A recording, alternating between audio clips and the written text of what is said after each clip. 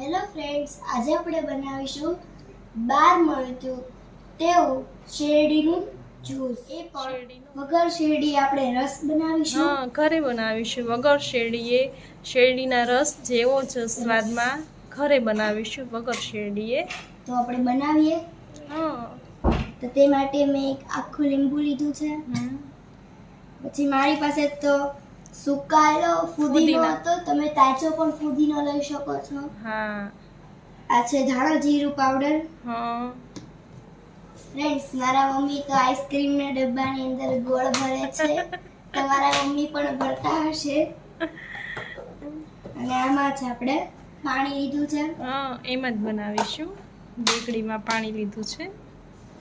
તો ફ્રેન્ડ્સ, હવે આપણે બનાવવાનું શરૂ કરીએ. તો ફ્રેન્ડ્સ, આપણે એક ગોળનો ગાંગડો લીધો છે. ત્યારે આપણે પેલા કરી અને પાણીની અંદર ઉનાળો છે એટલે પોચો પડી ગયો છે ગોળ, એટલે એકદમ લસલસતા જેવું થઈ ગયો છે ગોળ.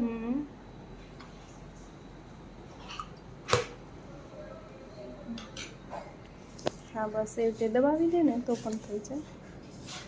હા, બસ. તો ફ્રેન્ડ્સ, આપણો ગોળ અંદર એડ થઈ ગયો છે. હા, હવે એની અંદર આપણે લીંબુનો રસ પેલા ઉમેરીશું.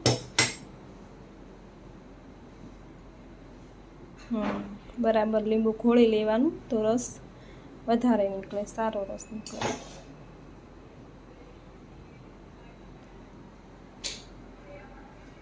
આ તમે જો, આ ફૂલદાની સ્નેહલ બધાના વિડીયો જોવે ને તો એમાં ફૂલદાની મૂકેલી હોય, તો સ્નેહલ લઈ તે એના વિડીયોમાં ફૂલદાની મૂકે છે ડેકોરેશન કરવા. હા,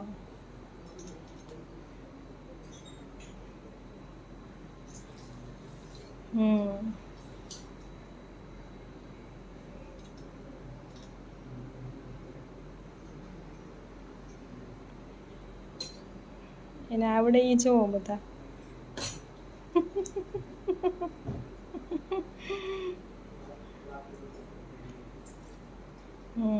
બધો રસ નીકળી ગયો.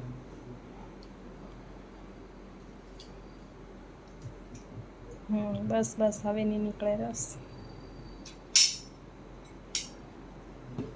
હવે આપણે તેની અંદર એડ કરીશું ફુદીનાનો. ફ્રેશ ફુદીનો હોય તો વધારે સારો લાગે.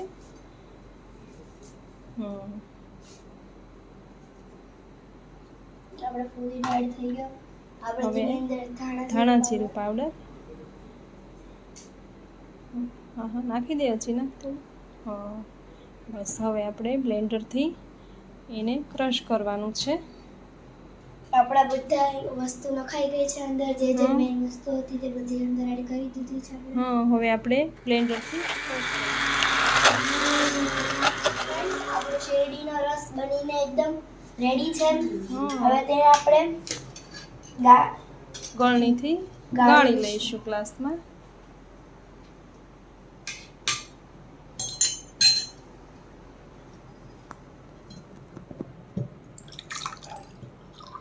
બસ બસ.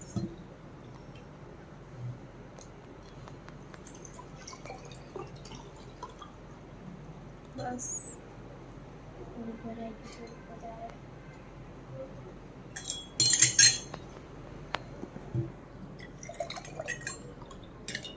ચમચીની જરૂર નથી.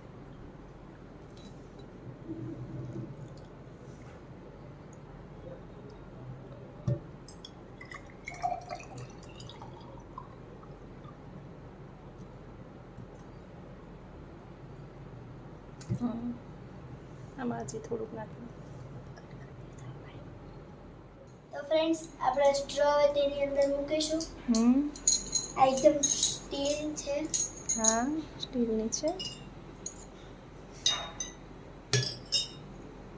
ફ્રેન્ડ્સ, તમે જોઈ શકો છો બાર મળે તેવો જ રસ બની ગયો છે. એકદમ ફીણા છે. હવે આમાં બરફના ટુકડા નાખી દીધો છે. હા, આપણે ભાઈને, દીદીને, પપ્પાને, મમ્મીને અને અમે બધા પી લેશું. જો તમને આ મારો શેરડીનો વિડીયો ગમ્યો હોય તો લાઈક કરજો, શેર કરજો, કોમેન્ટ કરજો અને સબસ્ક્રાઇબ કરજો. Thank you. Bye bye.